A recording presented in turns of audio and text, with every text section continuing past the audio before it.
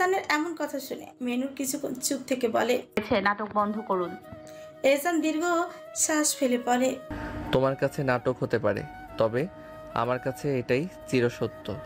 এই বলে এহসান ওর এক হাতে যত্নে কোমর চেপে নিজের আপন নারীকে সযত্নে ঘরে নামিয়ে দেয়। মেনুর এহসানের থেকে ছাড়া পেয়ে স্বস্তির নিঃশ্বাস নিতে নিতে নিজে নিজেই বলে, আল্লাহ মাবুদ। এহসান ওকে বলে, ওর কিছু বললি মেহনুর? পানে তাকিয়ে বলে, দয়া করে গোসল টোসল করে নিচে আসুন, আমি খাবার দিচ্ছি। এহসান দীর্ঘশ্বাস ফেলে বলে, কোনো ভর্তা আছে আজকে খাবারের ভোজনে? মেনুর ওর কথা একটু ভেবে বলে, না নেই। এহসান ওর দিকে তাকিয়ে বলে, তাহলে যা, আমার জন্য কোনো কিছু দু একটা ভর্তা তৈরি কর। আমার ইচ্ছে হচ্ছে তোর হাতের ভর্তা খেতে। এহসানের এমন আদেশ শুনে মেনুর বলে, শুকরিয়া আদায় করুন। আপনার মতো পাপিষ্ঠ পুরুষের জন্য আমি নিজের ঘুম হারাম করে আপনাকে খাইয়ে দিচ্ছি, আর এখন নাকি আপনায় আমি ভর্তা বানিয়ে দিব? পারবো না আমি এসব ফালতু কাজ এই মাঝরাতে। এহসান মেনুরের কথা শুনে ধমক দিয়ে বলে, বেয়াদ্দপ নারী, তুই আর আদব এলি না। এখন যদি আমি ভর্তা দিয়ে ভাত খেতে না পারি তো সোজা তোকে কাঁচা চিবিয়ে খেয়ে নিয়ে শুকরিয়া আদায় করব। যা গিয়ে ভর্তা তৈরি কর। এই বলে এহসান কাপড় রাখার কক্ষে প্রবেশ করে। উদ্দেশ্যে লুঙ্গি নিয়ে আসা মেনুরা কি করবে? সেই বেহাইয়া বিলাইয়ের মতন তর্ক করেও জিততে না পেরে নিচে রান্নাঘরে চলে আসে। অতঃপর নিজ পাপিষ্ঠ পুরুষের জন্য ভর্তা তৈরি করতে থাকে। একটা ডিম সেদ্ধ করে নেয় আর কতগুলো শুকনো মরিচ ভেজে নেয়। গরুর মাংসের তরকারি পাত্র থেকে কয়েক টুকরো মাংস নিয়ে নেয়। তারপর পেঁয়াজ কেটে সব কিছু দিয়ে ডিম ভর্তা, মাংস ভর্তা আর শুকনো মরিচ ভর্তা তৈরি করে নেয়। একটা লেবুও কেটে নেয়। একটা প্লেটে পরিমাণ মতো ভাত বেড়ে নেয় আর ভর্তাগুলো বাটিতে নিয়ে টেবিলে রেখে আসে। টেবিলের ওপর যখন পানির জগ থেকে গ্লাসে পানি রাখছিল তখনই মেনু লক্ষ্য করে এহসান সিঁড়ি বেয়ে নেমে আসছে। ফোন ঘাঁটতে ঘাঁটতে, যার এলোমেলো ভেজা চুল আর পরনে কালো একটা টি শার্ট আর সাদা লুঙ্গি। সাথে সাথে নিজের চোখ নামিয়ে নেয়, নয়তো এই চোখ বারবার এই পাপিষ্ঠ পুরুষের দিকে যাবে। কি এক নির্লজ্জ চোখ তার, ছি ছি। এইসব মনে মনে আওড়াচ্ছে মেহনুর। তখনই এহসান ওর পাশে দাঁড়িয়ে, সাথে সাথে ওর শরীরে ঘ্রাণ মেনুরের নাকে এসে লাগে। মেনুর নিজেকে স্থির করার জন্য এক লম্বা ঘন শ্বাস নেয়, কিন্তু এহসানের কাজ তো ওকে যন্ত্রণা দেওয়া। তাই ওর একদম নিকটে পিছনে এসে দাঁড়ায়, যার ফলে মেনুরের অস্বস্তি 3 গুণ বেড়ে যায়। এহসানের ভেজা শরীরের ঘ্রাণ তাকে মাতোয়ারা করে তুলছে। এহসান কিছু সময় চুপ থেকে আলতো গলায় পড়ে, মানতে হবে কবুতরের বাচ্চা, তুই যতই বেয়াদ্দপ হোস না কেন, কিন্তু কাজেরও কিন্তু বটে। মেনু নিজেকে সামলে হালকা ঘাড় ঘুরিয়ে এহসানের পানে তাকিয়ে বলে, দয়া করে মায়া করে খাবারটা খেয়ে নিন। এহসান মেনুরের কথায় দীর্ঘ শ্বাস ফেলে চেয়ার টেনে বসতে বসতে বলে, এবার মহারানী, আপনি আমায় দয়া করে একটু মায়ার সহিত খাবারগুলো আমার মুখে তুলে দিন। মেনুর জানতো এই অশুভ পুরুষ এমন কিছুই বলবে, তাই দাঁত চেপে ভাতের প্লেট হাতে তুলে নেয় আর মাংসের ভর্তা প্লেটে নিয়ে মাখতে মাখতে দাঁত চেপে ফিসফিসিয়ে বলে, মন তো চাচ্ছে বিষ মিশিয়ে মেরে দিতে খাবারের সাথে। এহসান ওর এমন কথা শুনে মৃদু হেসে বলে, মেরে তো ফেলেছিস নিজের মায়ে জড়িয়ে অনেক আগেই, এখন আর কি নতুন করে মারবি? মেনুর দাঁত চেপে এহসানের মুখে খাবার তুলে দিতে দিতে বলে, হ্যাঁ, আমি তো আপনায় বলেছিলাম যে বাবা আসুন, হেসে আমার মায়ায় পড়ে মরে যান, যত সব নাটক। এহসান খাবার চিবোতে চিবোতে বলে, ইয়া রাব্বে কারিম, আমি চেয়েছিলাম একজন মুত্তাকি বেগম, আর আপনি আমার কপালে জুটাইলেন এক আস্ত বেয়াদ্দপ। মেনু রাগী গলায় পড়ে, আমার বর বলেছেন যাও গিয়ে ওকে বিয়ে কর। আপনি নিজেই তো কীর্তি করে আমায় নিজের কপালে জুটিয়েছেন। এহসান নিজের মুখে খাবার নিতে নিতে বলে, আমার রব চেয়েছেন বলে আমি এহসান তোকে নিজের করে পেয়েছি। এরপর ফের মেনুরের দিকে ভালো করে তাকিয়ে বলে, এই তোকে না করেছিলাম খয়েরি রঙের কিছু না পরতে, তাহলে আজও কেন পরেছিস? মেনুর হতবাক হয়ে নিজের দিকে তাকায়, তারপর দাঁত চেপে বলে, আমার ইচ্ছে হয়েছে পড়েছি, তাতে আপনার কি? এহসান মুচকি হেসে বলে, পরে কিন্তু আমি বেসামাল হয়ে তাতে ডুব দিলে আবার আমায় দোষ দিস না, বেকুব নারী। মেনুর এহসানের মুখের খাবার তুলে দিতে দিতে বলে, পাপিষ্ঠ পুরুষ তো পাপিষ্ঠ জাবানি হবে। এহসান ফোনের দিকে তাকিয়ে বলে, আমি পাপিষ্ঠ হলে কি হবে? তুই তো আছিস এই পাপিষ্ঠ পুরুষের এক পবিত্র অস্তিত্ব। মেনুর দীর্ঘ শ্বাস ফেলে বলে, নাটকের কথা বন্ধ করুন আর পানিটা খেয়ে নিন। এই বলে মেনুর প্লেটটা নিয়ে রান্নাঘরে চলে যায়। এহসান পানি খেয়ে টেবিলে রাখা বাটিগুলো হাতে তুলে নিয়ে রান্নাঘরে চলে যায় এবং বেসিনে এগুলো রেখে মেনুরকে বলে, রান্নাটা ভালো হয়েছে, তাই এর জন্য একটু সাহায্য করলাম। আবার ভাবিস না বউয়ের চামচে হয়ে গেছি। মেনুর বাটিগুলো ধুতে ধুতে বলে, আপনাকে এসব বলার না আছে আমার কোনো আগ্রহ আর না আছে রুচি। এহসান ওর দিকে এগিয়ে এসে ওর নামাজের হিজাবে নিজের মুখ মুছে নিতে থাকে। মেনুর এটা দেখে বড় গলায় বলে, কি করছেনটা কি? এটা দিয়ে আমি নামাজ পড়ি? এহসান মুখ মোছা শেষ করে কোনো উত্তর না দিয়ে যেতে যেতে বলে, আমার মুখ নাপাক নয়, তাই মুছলে সমস্যা হবে না। মেনুর দীর্ঘ শ্বাস ফেলে সব কিছু এক মনে গোছাতে থাকে।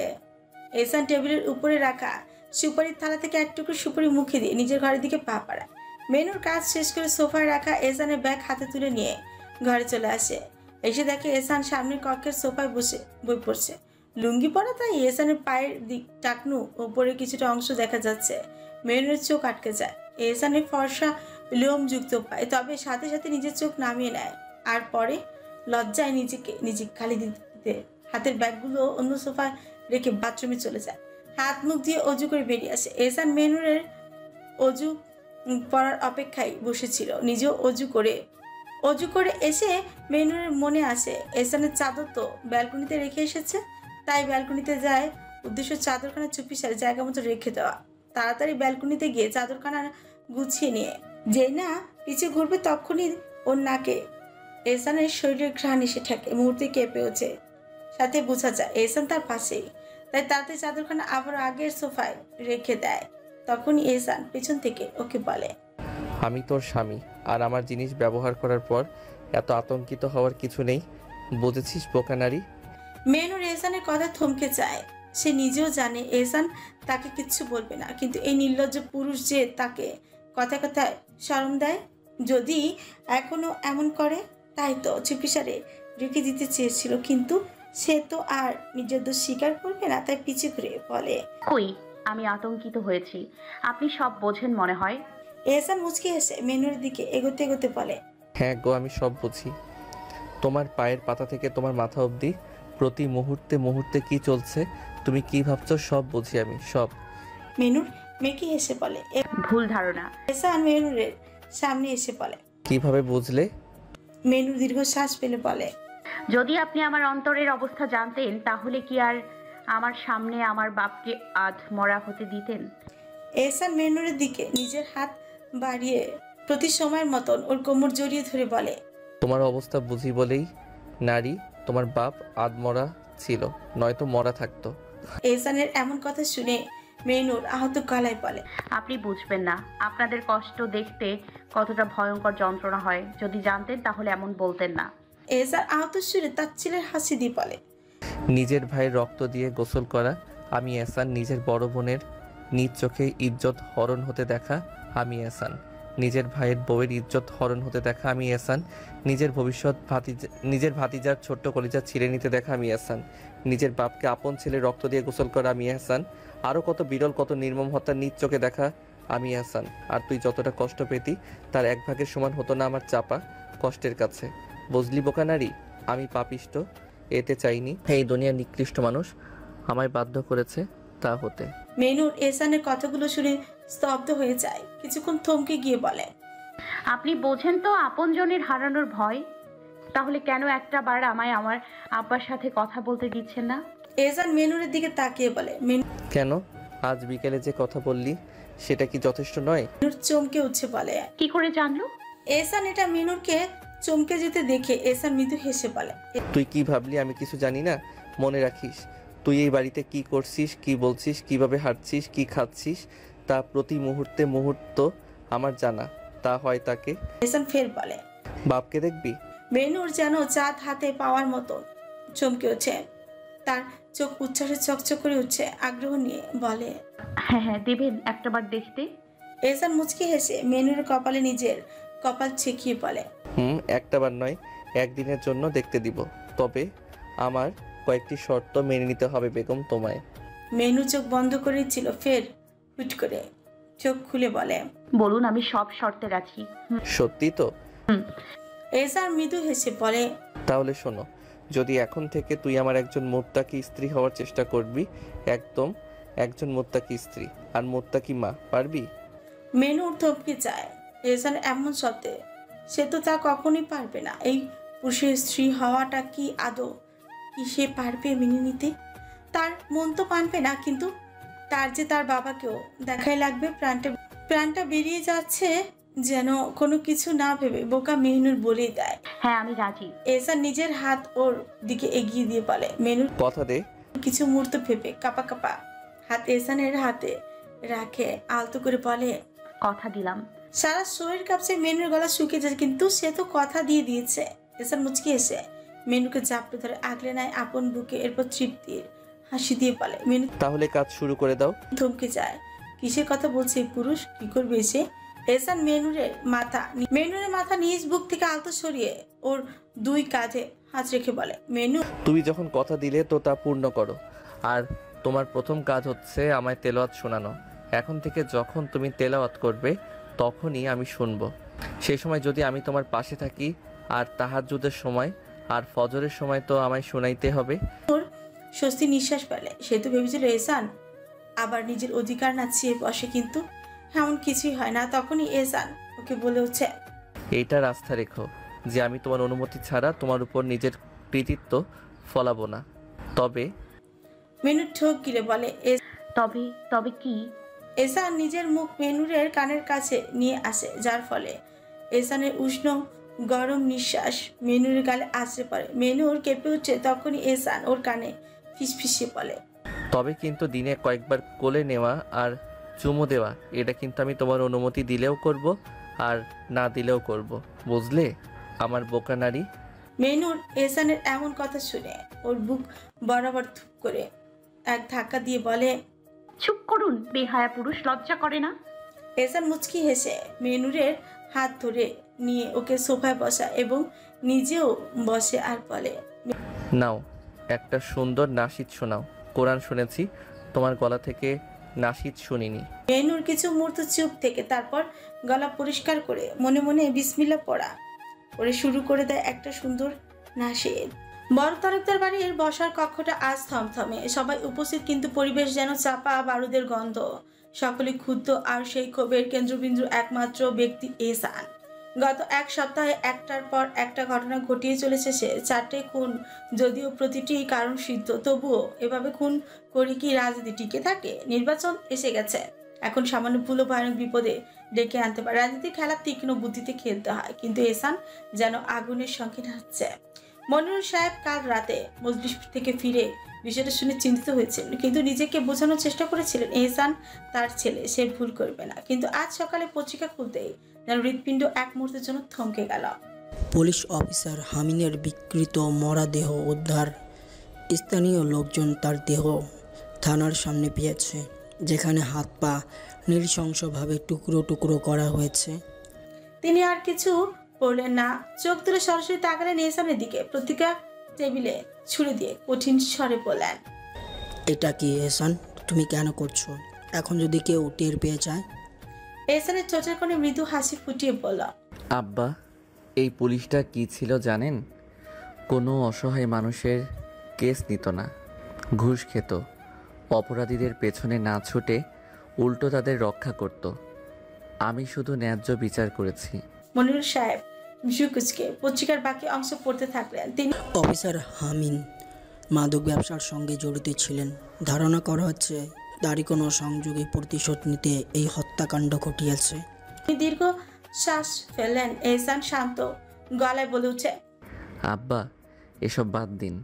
আজ বিকেলে একটা বড় জনসভা আয়োজন করা হয়েছে, আপনাকে সেখানে থাকতে হবে। ভাইজান, আপনিও। মেনুর তাড়াতাড়ি ঘর গুছিয়ে নিচ্ছে। তাড়াতাড়ি ঘরের কাজ শেষ করে রান্নাঘরে যেতে হবে, নাহলে পরে এহসান এসে এটা ওচা বলে ঝামেলা করবে। সে জানে এহসান ইচ্ছে করেই তাকে বিরক্ত করার অজুহাত খোঁজে।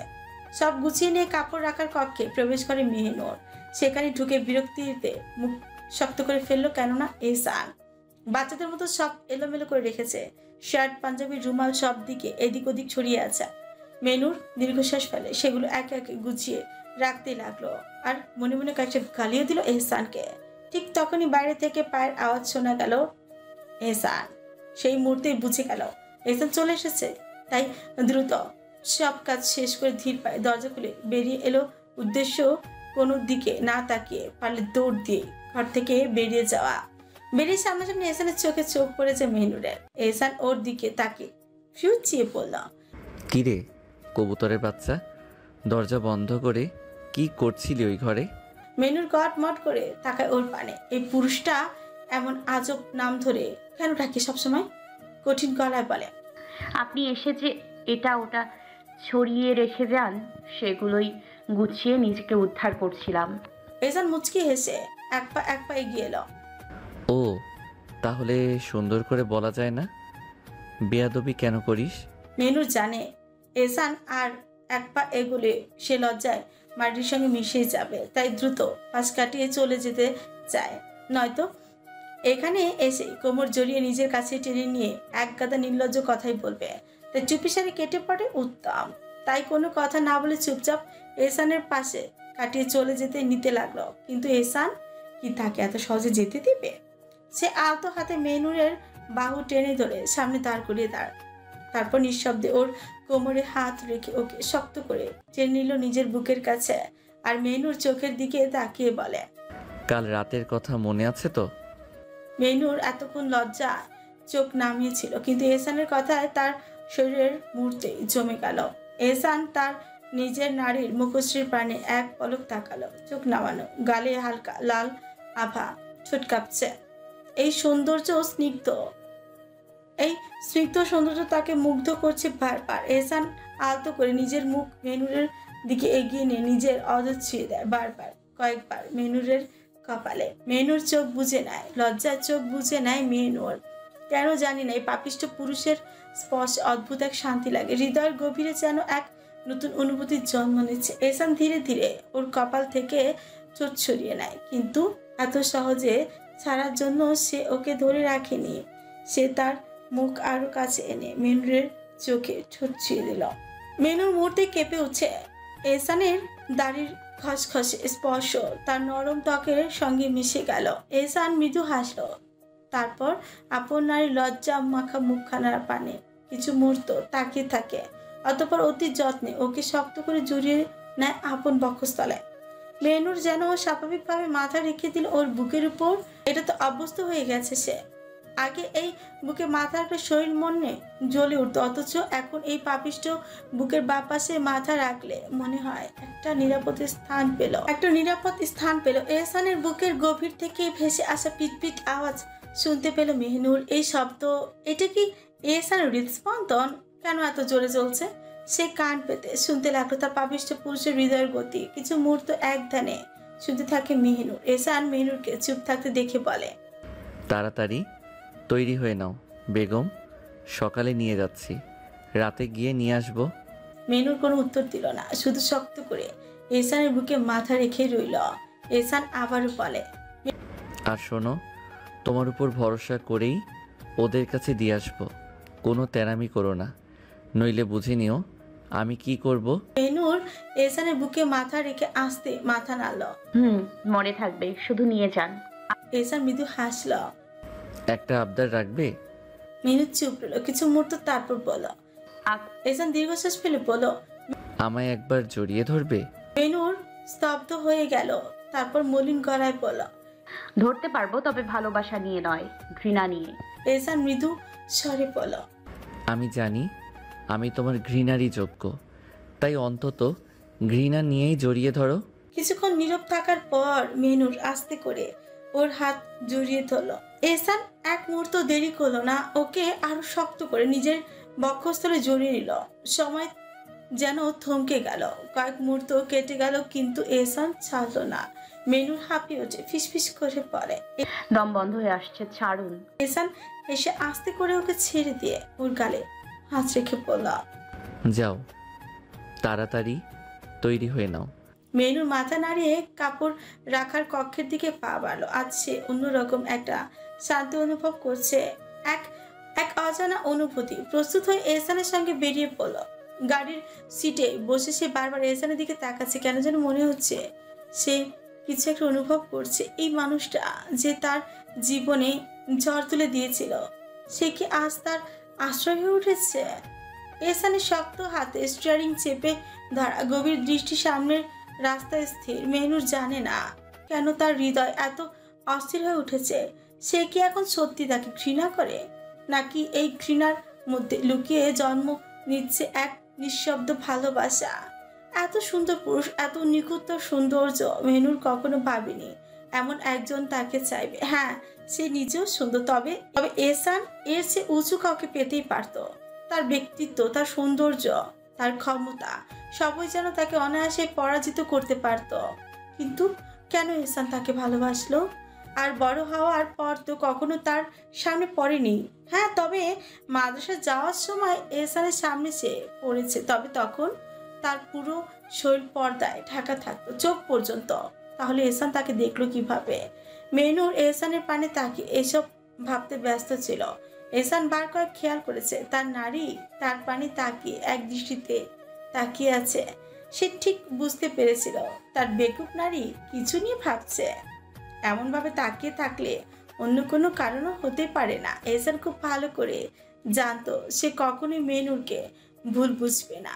এহসান শুকনো কাশি দিয়ে বলে, যা ভাবছো সেই ভাবনার মূল কেন্দ্রবিন্দু কি আমি? এহসানের এমন প্রশ্নে মেহনুর হঠাৎ এক প্রকার হন্তদন্ত হয়ে নিজের ভাবনা জগৎ থেকে বেরিয়ে আসে। তার চোখের সামনে ঘুরতে থাকে চারপাশের দৃশ্য। অবশেষে সে বলে, কই নাকি কি ভাবছি?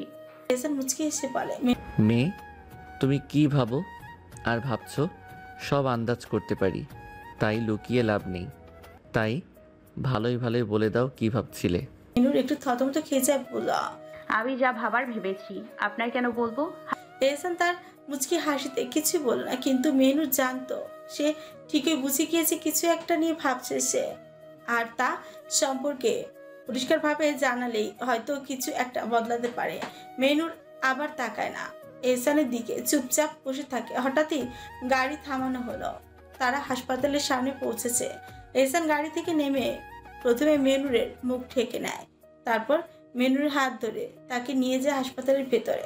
হাসপাতালের ভেতর যেখানে মেহনুরের বাবা ছিলেন সেদিকে নিয়ে গেল এহসান। হঠাৎ করেই মেহরুবের চোখ পড়ে মেহনুরের দিকে।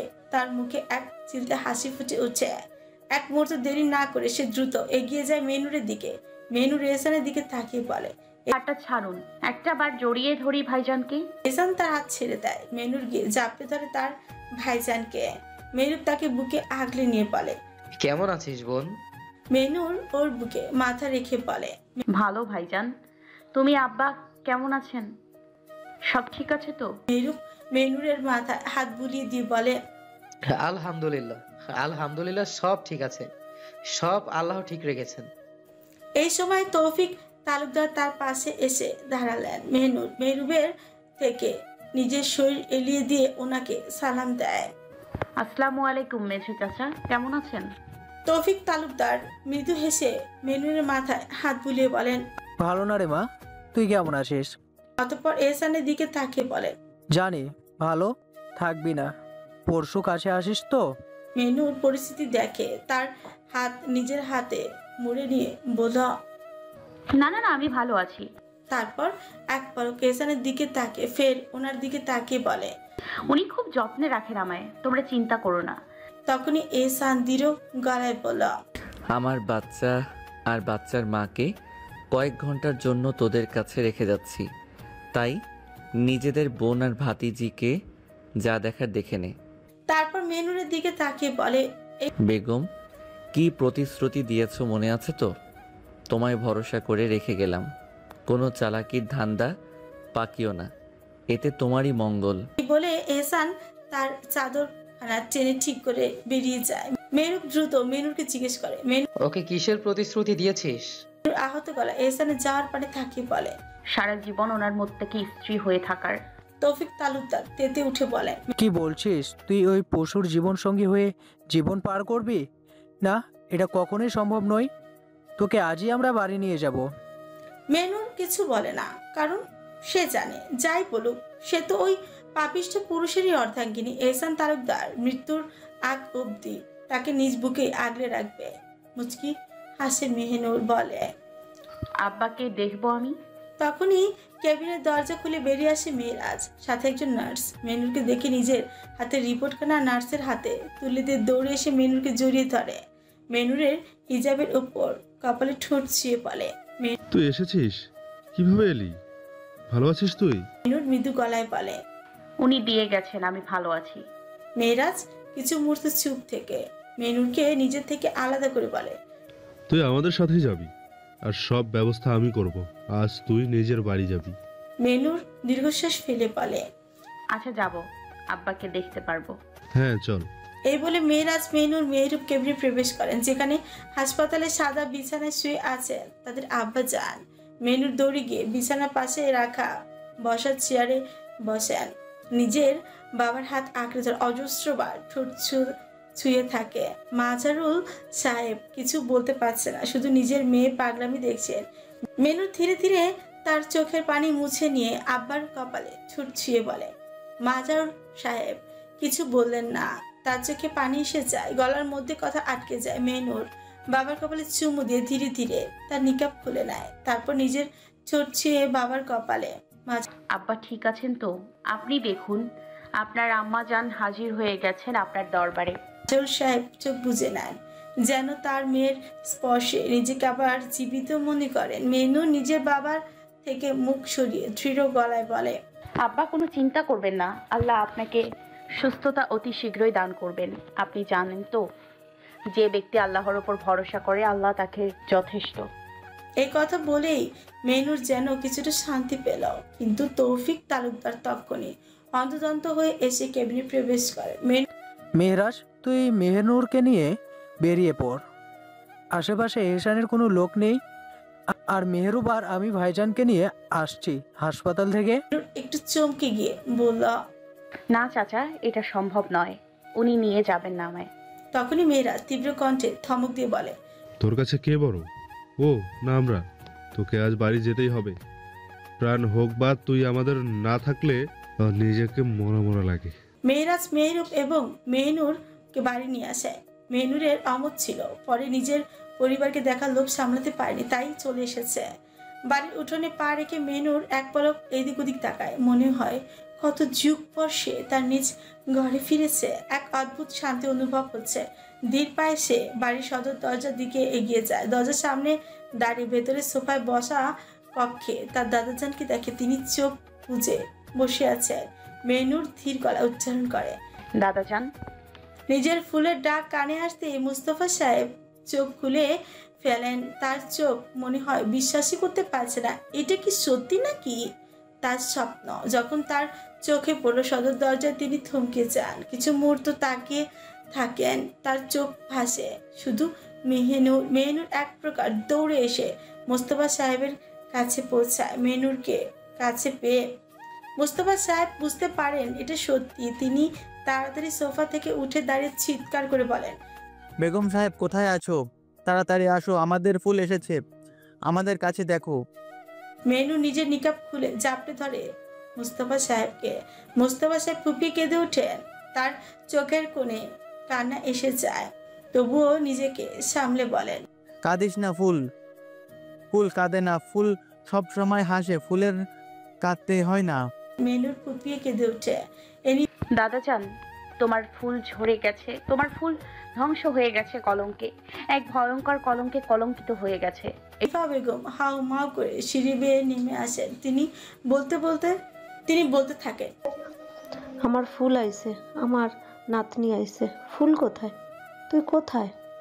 মেনুর মুস্তফা সাহেবকে ছেড়ে এনিফা বেগমকে জড়িয়ে ধরে আবারও কেঁদে উঠে। এসেছি আমি দাদিজান, এসেছি আমি, তোমার ফুল এসেছে, তবে সে ঝরে গেছে, একদম ঝরে গেছে। মেনুরের চাচিরা এসে তাকে জড়িয়ে ধরে। তার চাচাতো ভাই বোনের সবাই কাছে, বিশেষত তার চাচাতো বোন নুরি মেনুরকে এক সময় খুব ভালোবাসতো, কিন্তু যেদিন থেকে মেনুর এহসানের সাথে হয়েছিল সেদিন থেকে সবাই যেন শান্তি হারিয়েছে। আজ তার ফিরে আসার সাথে মনে হচ্ছে কিছুটা শান্তি ফিরে এসেছে। মেনু নিজের কক্ষে পা রাখে, একে একে সব কিছুতে হাত বলে থাকে। তার মনে হয় কত যুগ পর সে নিজে ঘরে ফিরল। তার ঘরটা এহসানের ঘরের মতো বড় প্রাসাদের মতো নয়, ছোট্ট একটি ঘর, যেখানে রাখা আছে একখানা বিছানা, একখানা ওয়ার্ড্রোব, একখানা ছোট্ট সোফা এবং ছোট্ট একটা বইয়ের শেলফ। ঘরের একমাত্র জানালা রয়েছে পশ্চিম দিকে। মেহনুর ধীর পায়ে জানালার দিকে এগিয়ে যায়, আলতো হাতে জানালার পর্দা স্পর্শ করে। জানালার সামনে রাখা ছোট টেবিলের দিকে তার চোখ চলে যায়। সেখানে বসে বসে সে পড়াশোনা করত। টেবিলের উপর রাখা ছিল তার আম্মার একখানা হাফিজি কোরআন, যা সে হাফেজ হওয়ার পর হাতে তুলে দিয়েছিল আম্মা। এই টেবিলেই বসে ফজর নামাজ শেষে জানালার দিকে তাকে সূর্য উদয় দেখতো আর কোরআন তেলাওয়াত করত। এই হাফিজি কোরআনের পাশেই রাখা ছিল আরও একটি নুরানি কোরআন, যা সে কারি হওয়ার পর তার দাদা দিয়েছিলেন। এসব ভাবতে ভাবতেই মেহনুর উদাস হয়ে উঠছে। তখনই মেহরাজ ঘরে প্রবেশ করে আর তাড়াহুড়ো করে বলে, মেহনুর, তোর পাসপোর্টটা বের কর তাড়াতাড়ি।